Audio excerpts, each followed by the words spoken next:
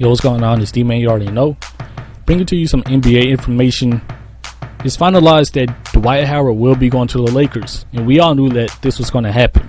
Brooklyn was in the talk for a while, but once they shut that off, the Lakers came up. So we knew this was going to happen. We just didn't know when. Whether this year, next year, trade him now or let him become a free agent. And I was saying, the Magic, they have to get rid of him for a trade. Don't let Dwight Howard become a free agent over there in Orlando, because they'll lose him for nothing. You don't want to do that with a player like Dwight Howard. But you all know I had to talk about this. And first off, let me go ahead and say these are my thoughts alone, and they're my opinions. Most people don't respect opinions because, for example, a while ago, me and Chris did a video on our playoff predictions, and we said the Nuggets would beat the Lakers in the previous playoffs. Now, of course, the Lakers won, but people were getting mad at us saying, oh, we don't know basketball. There's no way that the Nuggets could beat the Lakers. No way at all. And what happened? They went to 7 games. So like I said, I like to think I know what I'm talking about, because when I make my predictions, I look at the rosters, I look at stats, not as much. I kind of know them anyway, and I look at matchups. So I just had to get that out the way. Just sit down and listen before you criticize. And even if you're not criticizing me, just agreeing with me, sit down and listen. And if you don't agree with something, let me know in the comments. But anyways, Dwight Howard basically got traded for Andrew Bynum. And I wanted to say what I thought about it. Now, honestly, to me, Dwight Howard and Andrew Bynum, this trade, I'm not going to say it was unnecessary, but I just think that they're the same player. Dwight Howard can give you the points and rebounds, defense. Andrew Bynum can give you points, rebounds, and defense. All around they're the same person. They both cry a lot. They both whine too much. Dwight Howard, he's wider, but Andrew Bynum, he's bigger, taller, longer. So even then, Dwight Howard will probably get the more blocks. So when I look at what all the Lakers did this offseason, first off, shout out to the Lakers GM, because they making Kobe go for that last run. They letting Kobe go for that last run. Rather back in like 2004 where the GM just ignored him, but now it just seems like, hey, Kobe, we got you. And you don't see that a lot with older veterans. You see Kevin Garnett trying to make a last run, but they got rid of Ray Allen. You see Dirk Nowitzki trying to make a last run. They got rid of pretty much everybody and picked up Dante Jones, Darren Collison. Things like that doesn't make sense. So shout out to the Lakers GM. But when I look at what the Lakers have done this offseason, to me, they just got a new point guard. Steve Nash. And so that's basically because, like I said, Andrew Bynum, Dwight Howard, they're pretty much the same player. Now, I see a lot of people on Twitter, of course, getting hyped up. Oh, give us a ring easy. Just give us the ring now. Easy ring. That's game. Now, first off, I don't like to see those type of things because people forget easily of what they have to go against. So I'm gonna talk about that real quick. Now, I would be comparing the Lakers to the Thunder a lot in this video, mainly because that's their main competition. You can say the Spurs, but I'm gonna go with the Thunder because I just like the Thunder more, to be honest.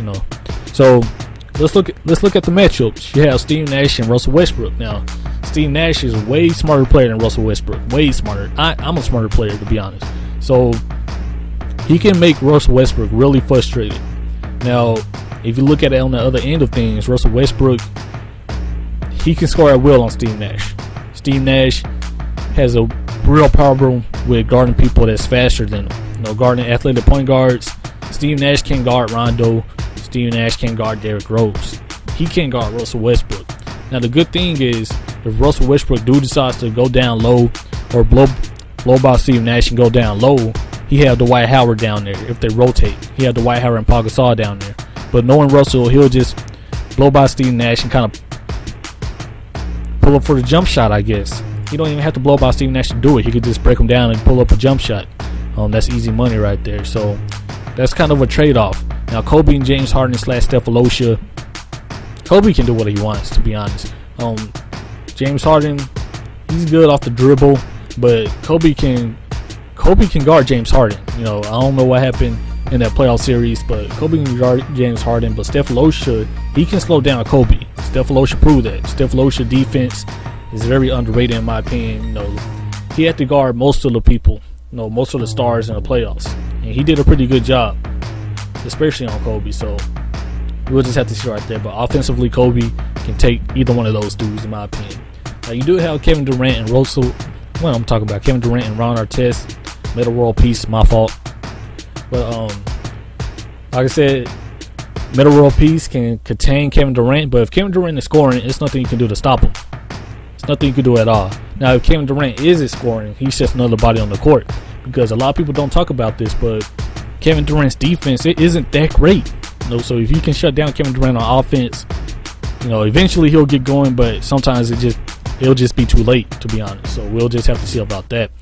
The 4 and 5, you have Paul Gasol and Ibaka. Paul Gasol, he gets out muscled easily, especially by somebody like Ibaka. Now, I'm not saying that Ibaka could shut him down. Paul Gasol has this little arsenal. He can bat down and face up, which is what I like about Paul Gasol. He can take you a lot of ways. So we'll have to see about what Paul Gasol does. And Kendrick Perkins and Dwight Howard, we all know Kendrick Perkins is a fail, but Dwight Howard, I just think he's limited when it comes to his moves, because if you look at him, he backs down, do a little shimmy, probably spin off and dunk it or layup, one or the other. Dwight Howard, he can't really make buckets for himself. He kind of has to be set up a little bit. And Andrew Bynum, on the other hand, he has to be set up too, but he could just take you so many different ways. He has a hook shot, he has post moves, except he can't face up either. So like I said, Bynum and Dwight, this trade, they're like the same player, except Bynum maybe have a little bit more moves, but Dwight Howard probably get you more blocks down low. I'll say that. I know some people are like, how are Steve Nash and Kobe going to work out? Kobe likes to isolate, and Steve Nash likes to run a point guard. Basically, what he's been doing all his career. But I'm telling you, this will work out. It'll work out both ways. Kobe wants to win, and they respect each other highly. So they'll make it work out. Now, what I'm thinking is Kobe is going to have to move without the ball a lot more than what he used to do, because usually Kobe kind of like Melo, but not as bad as Melo. Kobe like to isolate a lot and make buckets for himself. And when he needs to pass, he'll pass it. And when he needs to shoot, he'll shoot. Kobe has a really high IQ. Now, I know some people are out here calling Kobe a ball hog. And honestly, that kind of bothers me, to be honest. So when Kobe needs to pass, he'll pass. So I think Kobe is just going to have to move without the ball a lot more. Now, the plays they can do with Dwight Howard down low, I'm surprised I haven't been seeing them more. But with Steve Nash, I think we will. Steve Nash can have the ball at the top of the key. Kobe will run down low, get a double screen from Paul Gasol and Dwight Howard, and Kobe will come out to the elbow. He'll be wide open. Like, who's going to get around that double screen like that, So I think we'll see more plays like that if Steve Nash runs the point. Well, when Steve Nash runs the point, no matter if or when. So looking at it, like I said, Thunder and Lakers, they match up well together, more than most people think. But let's say Lakers get past Thunder in the finals, okay?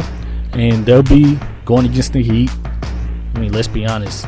Heat, they're playing really well together, and especially with Chris Bosh back, nobody in the East is really going to challenge them. I know some people can say Brooklyn, but let's be serious for a second. Calm down with that.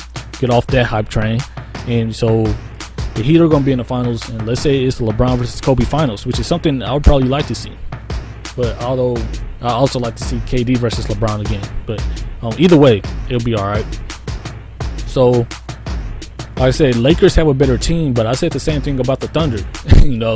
I completely underestimated the Heat and their determination and their motivation, which is something you can't really measure until you're watching them play. You can't predict determination and motivation. You really can't. And LeBron James had the motivation to win, because LeBron James, can I say something real quick? Let's be serious. Let's not talk about the past 10 years. Talking about right here, right now.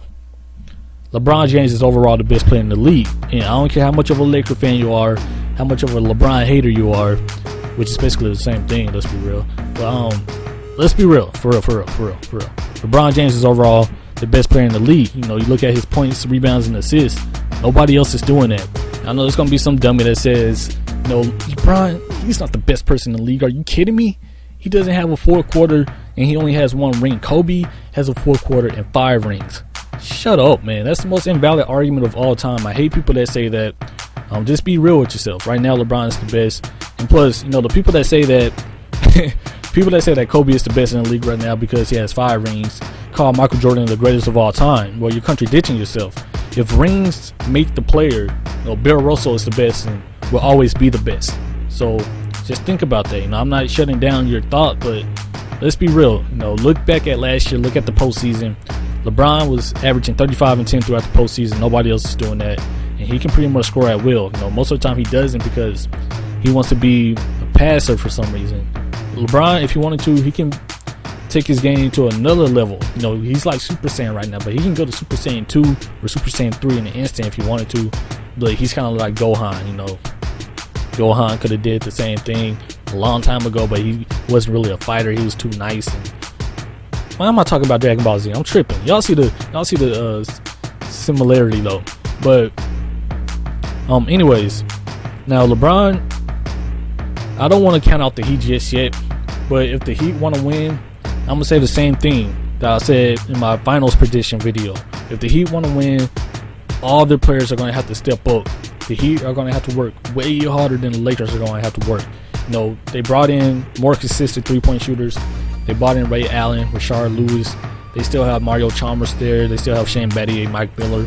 All them dudes are going to be making their shots.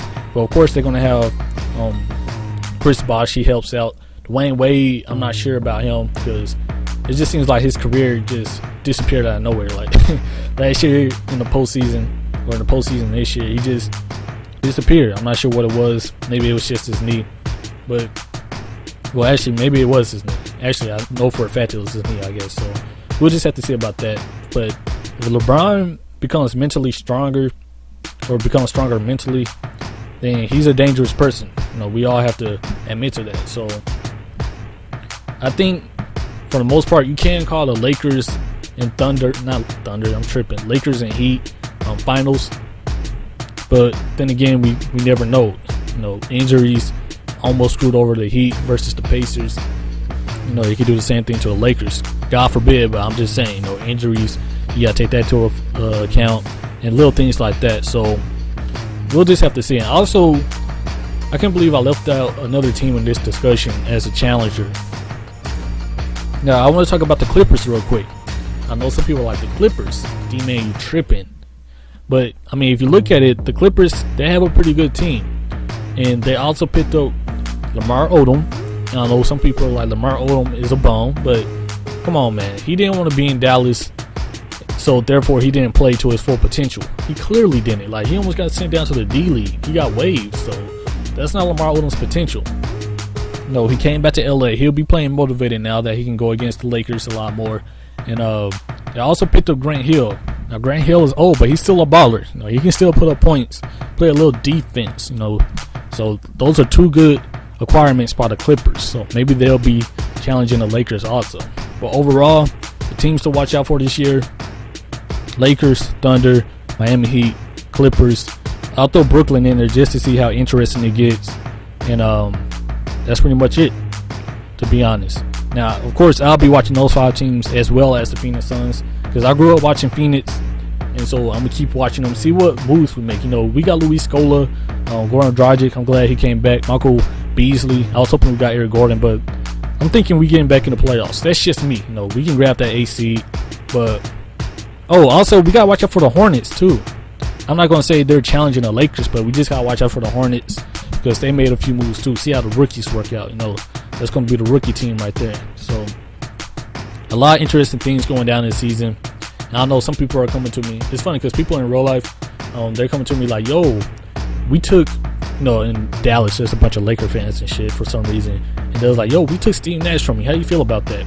Honestly, I'm glad y'all did because I want to see Steve Nash get a ring. You know, I'm tired of seeing good players never get a ring. So, hopefully Steve Nash can get his ring. He can retire and play soccer for the rest of his life.